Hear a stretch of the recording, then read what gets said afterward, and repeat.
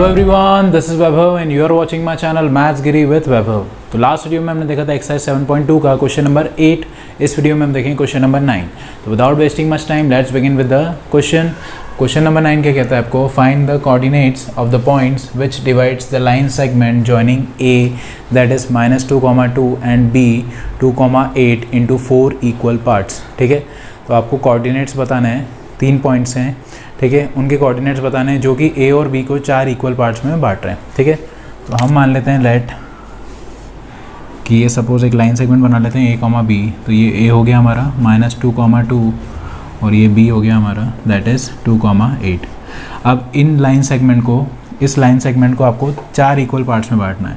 4 equal parts में बांटना है तो हमें 3 पॉइंट्स चाहिए जो कि 4 इक्वल पार्ट में बांटेंगे, 1 2 3 4। ठीक है, तो बीच में कितने पॉइंट्स चाहिए हमें? 3। ठीक है, तो नाम देते हैं हम P, Q एंड R। ठीक है, ये 3 पॉइंट्स हो गए जो कि इस लाइन सेगमेंट को 4 इक्वल पार्ट्स में बांटेंगे। ठीक है, अब इनके कोऑर्डिनेट्स मान लेते हैं। तो कोऑर्डिनेट्स क्या हो जाएंगे? सपोज मान लेते हैं हम A, B, C, D and E, F।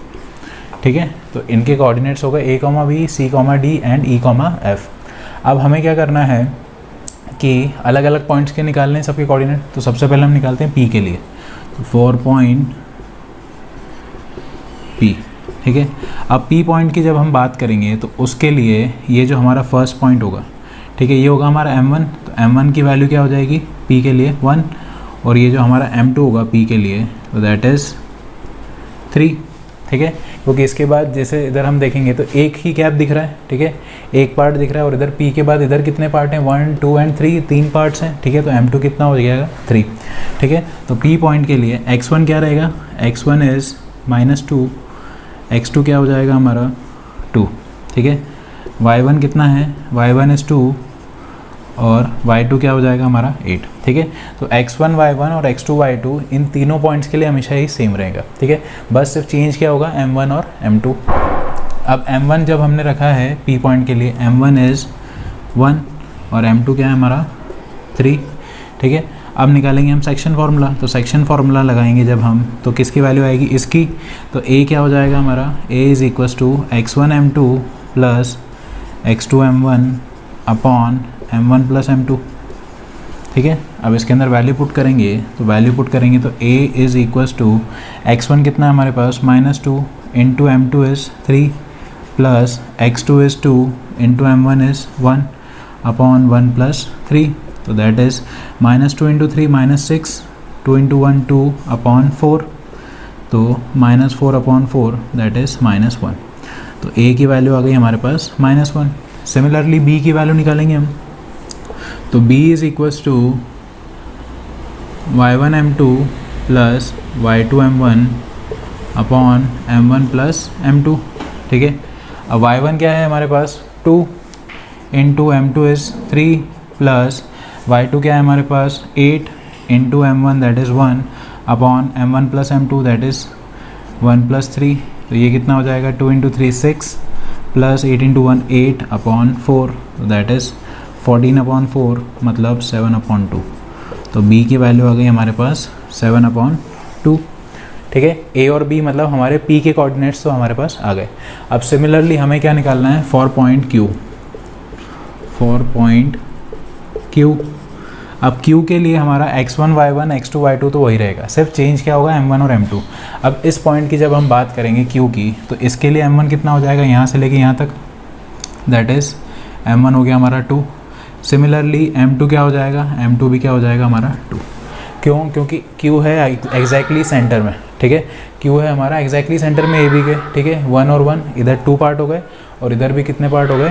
2 parts हो गए। ठीक है, तो हमारा q आ गया एग्जैक्टली सेंटर में। तो सेंटर के लिए हम डायरेक्टली फार्मूला लगा सकते हैं। ठीक है, तो डायरेक्टली फार्मूला क्या हो जाएगा हमारा? c आ जाएगा x1 प्लस x2/2। ठीक है, तो x1 क्या है हमारे पास? -2 plus x2 that is 2 upon 2।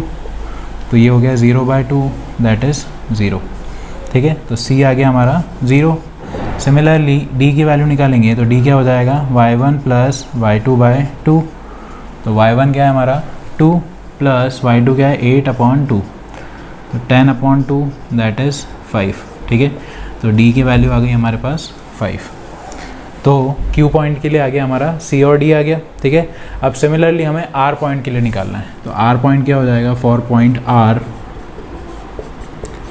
M1 हो जाएगा हमारा।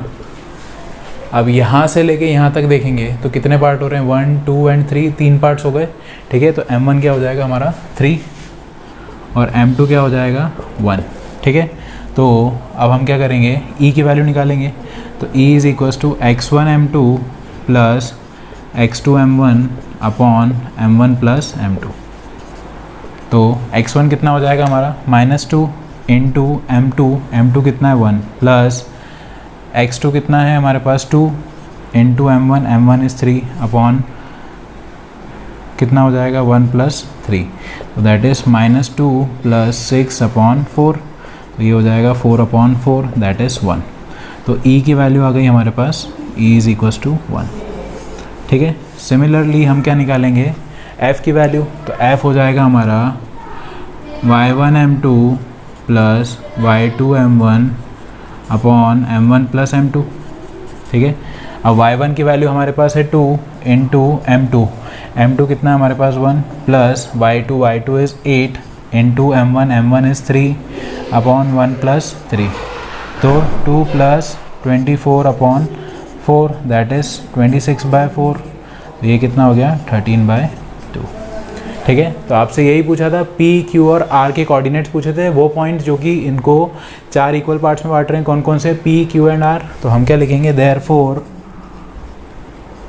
P कितना था हमारा A, B, तो A की वैल्यू है -1 एंड B इज़ 7/2, और Q क्या है, Q is C, D, C है हमारा 0, 5, और R क्या है हमारा, R इज़ E, F मतलब 1, 13/2, ठीक है। तो ये 3 पॉइंट्स हैं जो कि पूरे लाइन सेगमेंट को 4 इक्वल पार्ट्स में बांटेंगे, ठीक है। तो इसी के साथ आपका क्वेश्चन नंबर 9 कंप्लीट होता है। Will be doing question number 10 in our next video. अगर ये वीडियो आपको अच्छा लगा हो तो please do like it and share with your family and friends, and for more such videos please subscribe to my channel maths Giri with Vaibhav. Thanks for watching this video. Thank you. Have a nice day. Thank you.